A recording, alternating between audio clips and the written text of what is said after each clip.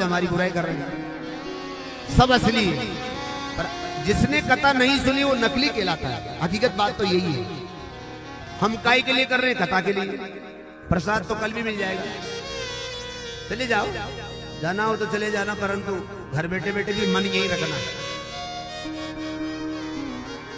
क्योंकि भावना में अगर भाव है तो भगवान उसे स्वीकार करेंगे, और भावना में अगर भाव नहीं तो सब भक्ति बेकार है। आइए इस श्रीमद् भागवत कथा में जो 18,000 श्लोक है, 335 अध्याय है, उनसे अलग कथा है। ये पद्म पुराण की कथा है। इसमें 6 अध्याय है, और इन 6 अध्यायों में ये बताया गया है कि भागवत कथा क्या है। जब तक किसी व्यक्ति के बारे में हमें जानकारी नहीं होगी, हमारा उससे प्रेम नहीं होगा। आपने पिछले वर्ष हमारे द्वारा जो भी वाणी सुनी, तो आधे लोगों ने कहा कि नहीं ठीक है, और आधे लोगों ने कहा नहीं नहीं अच्छे नहीं है। तो चाहे अच्छे नहीं है चाहे अच्छे हैं, पर सुनी तो है, परिचय तो हुआ।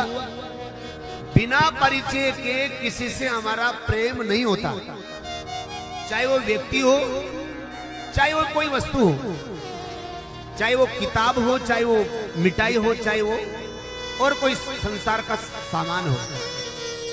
क्योंकि बाबा तुलसीदास जी ने लिखा है, जाने बिनु ना होई परतीति, जाने बिनु ना होई परतीति, श्री राम जय राम जय जय राम।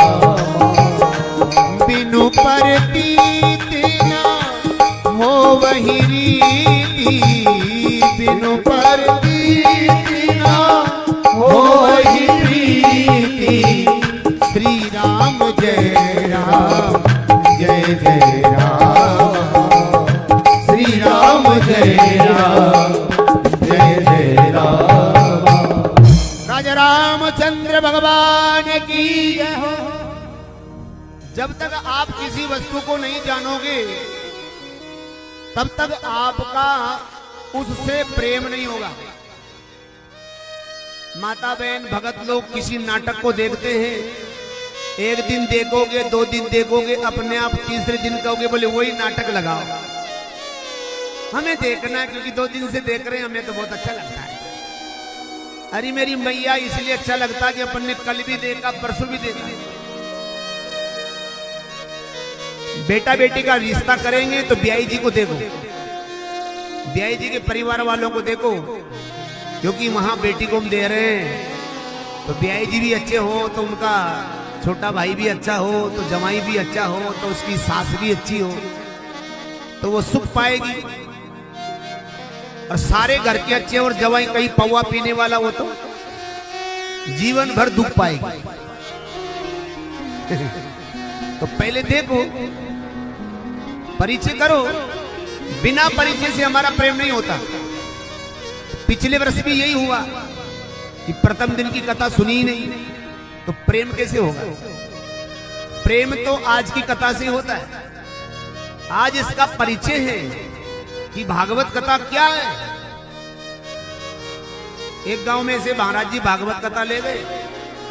अब महाराज जी भी ऐसे ही थे कि उन्होंने कभी भागवत कथा को ना पहुंचा, ना धुलाया, नहीं कभी पूजा की। उसमें बैठ गया बिच्छू, पोती लेकर के आ गए पटेल जी के दरवाजे। पटेल जी भागवत मैया आ गई, भागवत, ओ भैया भागवत आ गई, पूरे गांव के आए, भागवत आ गई। तो बोले पटेल जी करो पूजा। हाँ, उसमें बैठा था बिच्छू, उसी पे जल, उसी पे चावल, बिच्छू को करंट आ गया। महाराज ने की ढोक लगाओ, ढोक। और जैसे पटेल जी ने ढोक लगाया तो बिच्छू टक टक, अरे बड़े भागवत मैया बहुत खराब, हम तो मर गए। ऐसा तब हमसे नहीं झेले। महाराज इस भागवत को ब्रह्मपुरा ले जाओ, हमारी बस की नहीं। तो ये भागवत मैया कोई डराने वाली या काटने वाली या कोई तमाशा नहीं है।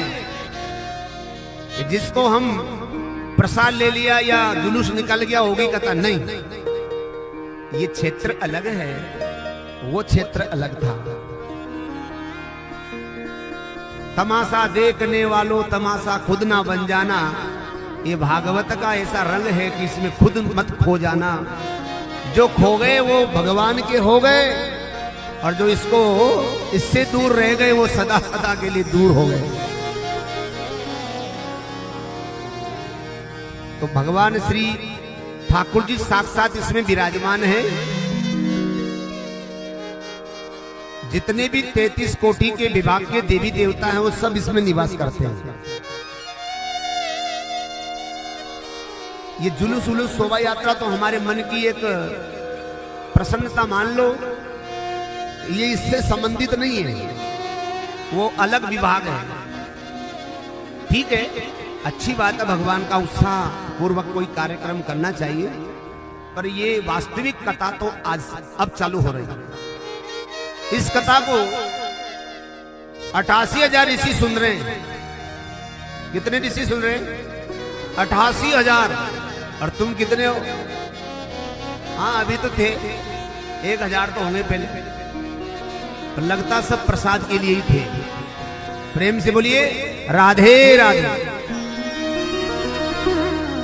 कोई बात नहीं, थोड़ा सा चल करो। यमन यमन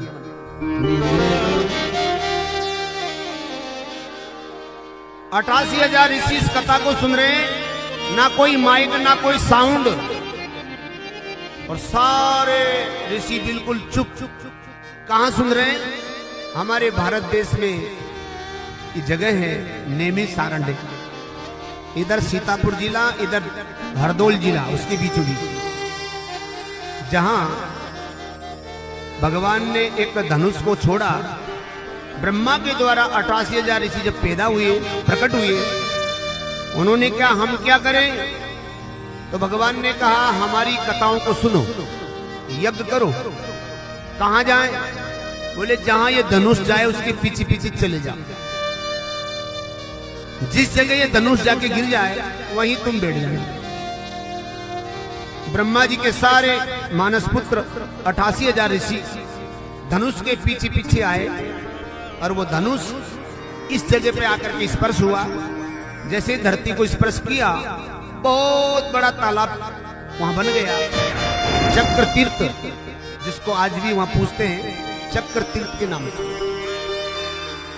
और धनुष की जो नोक होती है, उस नोक को कहते हैं नेमी। और जिस जंगल में आकर वो धनुष स्पर्श हुआ, जंगल को संस्कृत में कहते हैं आरण्य। तो क्या नाम हो गया? नेमी सारण्य। 88,000 ऋषियों ने पूछा प्रभु अब हम किसके द्वारा कथा सुने?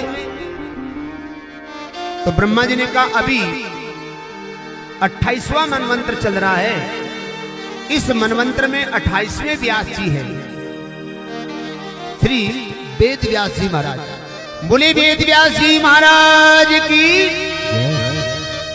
और उनके शिष्यों में एक शिष्य हैं उच्चेश्रवा नाम के शिष्य, जिनको बाद में बलराम जी ने सूत नाम दिया, क्योंकि बलराम जी महाभारत में नहीं रहे थे, वो तीर्थ यात्रा करने गए थे।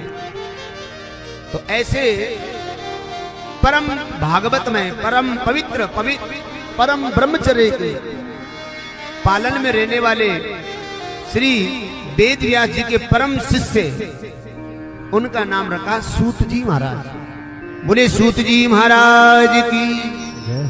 आवाज नहीं आई? आवाज तो देखो, आज का बोलना उस दिन काम आ सकता है जब हम बोलना चाहेंगे, खटिया पे पड़े पड़े पर बोल नहीं पाएंगे, इसीलिए अभी से बोलने की आदत डाल लो। प्रेम से बोलिए राधे राधे। आप भगत लोग आगे आ जाओ, थोड़ा सा मेरा मन नहीं लग रहा। और तुम कहते तो मैं भी भागवत उठा के उधर पीछे आ जाऊं। आगे आ जाओ, नहीं या बहुत जगह पड़ी रहोगे पास तो सोना ही सोना, दूर रहोगे तो सब खोना ही खोना। वहां कुछ बात पल्ले पड़ रही, कुछ नहीं पड़ रही, कुछ इधर देखेंगे कुछ उधर देखेंगे। 10 मिनट 20 मिनट के लिए कथा सुनो, या बैठ के सुनो ना पास में, अच्छा लगेगा।